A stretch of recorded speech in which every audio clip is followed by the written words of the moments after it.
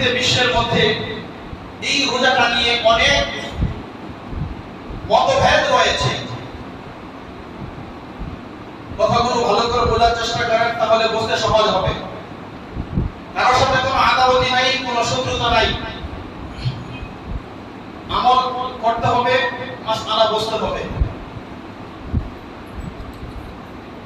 9 তারিখের যে রোজাটা হাদিসের মধ্যে আসছে, সিয়ামু ইয়াউমু আরাফা, আরাফার দিন যে ব্যক্তি রোজা রাখে, এই আরাফার দিন দ্বারা উদ্দেশ্য হলো, যেমন একটু আগে আমি আপনাদেরকে ওয়ায়াদকুরুসমাল্লাহি ফি আইয়ামিন মা'লুমাত, তোমরা আল্লাহকে স্মরণ করো নির্দিষ্ট এই দিনগুলোতে। এই নির্দিষ্ট দিন কোন দিন? কোরআনে কারীমের আয়াতে কোথাও লেখা আছে, এই আয়াতে কোথাও লেখা নাই, কিন্তু মুফাসসিরিন কেরাম এই আয়াতের মারজা, এই আয়াত দ্বারা কি উদ্দেশ্য নিয়েছেন ওই দিকে ইঙ্গিত করেছেন। যেমন আল্লাহ কোরআনে বলেছেন, আমিনু কামা আমানান নাস, আমিনু তোমরা ঈমান আনয়ন করো, ঈমান আনো, কামা যেমনই ভাবে আমানান নাস। এখানে নাস দ্বারা সমস্ত মুফাসসিরিন কেরাম একমত, এখানে এই নাস দ্বারা হযরত সাহাবায়ে কেরাম রাদিয়াল্লাহু তাআলা আনহুম আজমাইনকে উদ্দেশ্য করেছেন। যে সমস্ত সাহাবায়ে কেরামকে, সাহাবায়ে কেরাম যেভাবে ঈমান এনেছেন, এই সাহাবায়ে কেরামের মতো ঈমান তোমরা আনো, ঈমান আনয়ন করো। সুবহানাল্লাহ। তাহলে এই নাস দ্বারা কোরআনে কারীমে আল্লাহ মেজদাক উল্লেখ করে নাই, উদ্দেশ্য করেন নাই, আল্লাহ মেনশন করেন নাই। মুফাসসিরিন কেরাম এই আয়াতের এই নাস দ্বারা কি উদ্দেশ্য নিয়েছেন তারা বর্ণনা করেছেন। সুতরাং হাদিসের মধ্যে আসছে সিয়ামু ইয়াউমা আরাফা, কেউ যদি আরাফা রোজা রাখে, এই আরাফা এই শব্দ দ্বারা সকলেই 9 জিলহজ উদ্দেশ্য নিয়েছেন। সৌদি আরবের গ্র্যান্ড মুফতি আব্দুল্লাহ বিন বাস, ইবনে তাইমিয়া সহ এবং আরো যে সকল বড় বড় ইমামরা রয়েছেন, সকল ইমামের ঐক্যমত, তারা একমত পোষণ করেছেন যে ইয়াউমে আরাফা দ্বারা উদ্দেশ্য হলো বলে জিলহজ মাসের 9 তারিখের রোজা।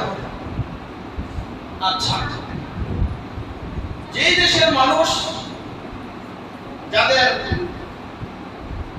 অবস্থার উপর নির্ভর করবে, তাদের অবস্থার উপর নির্ভর করবে, চাঁদ দেখার উপর নির্ভর করে তারা এই 9 তারিখে রোজাটা রাখবে। এবার একটু চিন্তা করেন,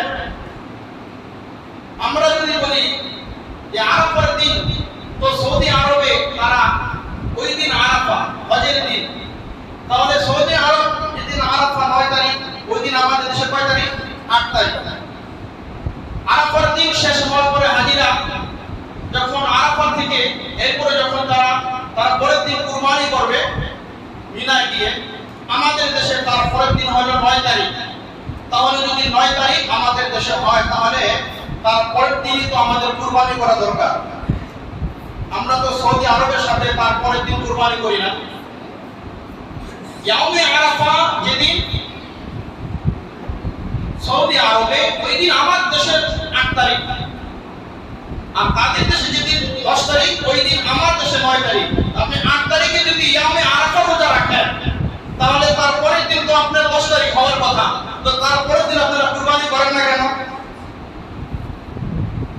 তারপরের দিন তো আপনাদের কুরবানি করা উচিত, কিন্তু আমরা ওই দিনে কুরবানি করি না। তার মানে বোঝা গেল ইয়াউমে আরাফা দ্বারা উদ্দেশ্য হলো এই জিলহজ মাসের 9 তারিখের উদ্দেশ্য। আরেকটু সহজে বুঝে আসবে, খুব দিলের কান দিয়ে কথাগুলো শুনেন।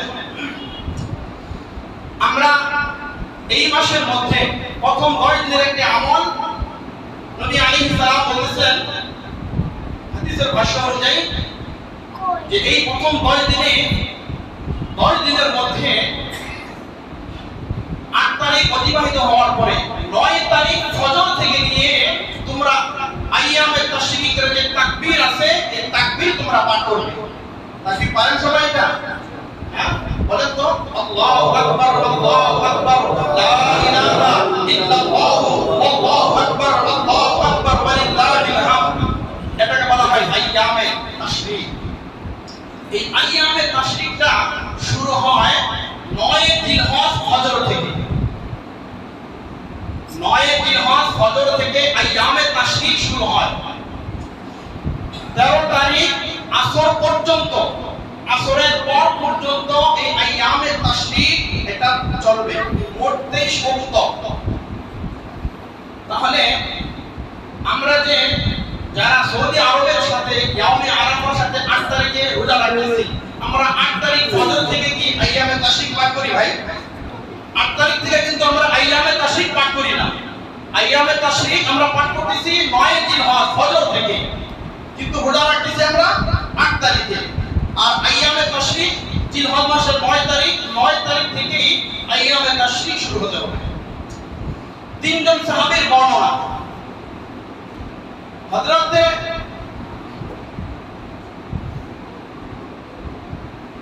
আব্দুল্লাহ ইবনে আব্বাস রাদিয়াল্লাহু তাআলা আনহু, আলী রাদিয়াল্লাহু তাআলা আনহু, আব্দুল্লাহ ইবনে মাসউদ রাদিয়াল্লাহু তাআলা আনহু, কথাগুলো খেয়াল করে শুনেন। ওয়া কানা আব্দুল্লাহ ইবনে আব্বাস রাদিয়াল্লাহু তাআলা আনহু ইউকাব্বিরু মিন সালাতিল ফজরি ইয়াউমা আরাফা ইলা সালাতিল আসরি মিন ইয়াউমিন নাহার। ওয়া কানা আব্দুল্লাহ ইবনে মাসউদ রাদিয়াল্লাহু তাআলা আনহু ইউকাব্বিরু, তিনি তাকবীর পাঠ করতেন মিন সালাতিল ফজরি, মিন সালাতিল ফজরি, ফজরের নামাজের শুরু থেকে,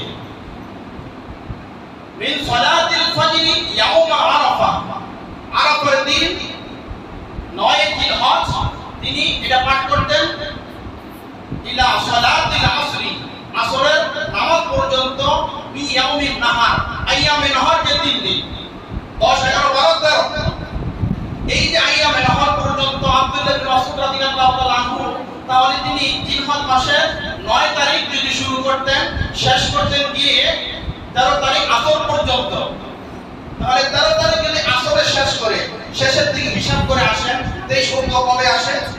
9 জিলহজ। ওয়া কানা আলী রাদিয়াল্লাহু তাআলা আনহু ইউকাব্বিরু বা'দা সালাতিল ফজরি ইয়াউমা আরাফা ইলা সালাতিল আসরি মিন আখিরি আইয়ামিত তাশরিক। হযরত আলী ইবনে আবি তালিব রাদিয়াল্লাহু তাআলা আনহু তিনি হাদিস বর্ণনা করতেছেন, তিনি বলেন ওয়া কানা ইউকাব্বিরু, তিনি আইয়ামে তাশরিক তাকবীর পাঠ করতেন বা'দা সালাতিল ফজর, ফজরের নামাজের সালাতের পরে, ইয়াউমে আরাফা, আরাফার দিন, ইলা সালাতিল আসরি 13 তারিখ আসর পর্যন্ত, ফি আইয়ামি আখির তাশরিক, একবারে সর্বশেষ যেই দিন আইয়ামে তাশরিক শেষ হতো ওই দিন পর্যন্ত।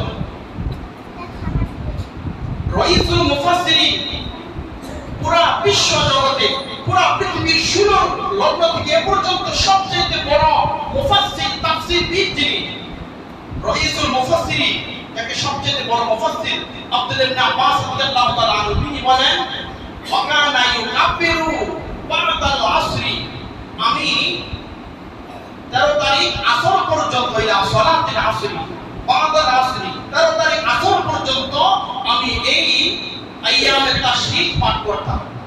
তাহলে তিনি যদি 13 তারিখ আসর পর্যন্ত যদি আইয়ামে তাশরিক পাঠ করেন, তাহলে 13 থেকে নিয়ে 23 সপ্তাহ গণনা করেন, দেখবেন যে ওই দিন ওইটাই 9 জিলহজেই পড়ে, ওই ইয়াউমে আরাফা ওই সৌদি আরবের সাথে ওই হজের সাথে মিলিত হয় না এবং মিলে না, বরং যার যার দেশের চাঁদ দেখে, চাঁদ দেখার উপর ভিত্তি করে এই ইয়াউমে আরাফা দেওয়ার উদ্দেশ্য হলো 9 জিলহজ। এটা কোনো তর্ক বিতর্ক নয়, এটা হচ্ছে বোঝার বিষয়। এতক্ষণ শুধু আপনাদেরকে মাসআলাটা বুঝাইলাম। এখন আমলের ক্ষেত্রে যদি কারো সন্দেহ থাকে যে ইয়াউমে আরাফা 9 নাকি আরাফার দিন 8, কোন দিন আসবে, তাহলে আপনি 1 থেকে 9 তারিখ পর্যন্ত টানা 9টা রোজা যদি আপনি রেখে দেন, তাহলে আপনার আর ইয়াউমে আরাফা কোনটা আর 9 জিলহজ কোনটা কোনো দ্বিধাদ্বন্দ্বে কোনো মতভেদ থাকবে না। আপনি টানা জিলহজ মাসের 1 তারিখ থেকে 9 তারিখ পর্যন্ত যদি আপনি রোজা রাখেন, তাহলে আপনি সব আমল আপনার হয়ে গেল।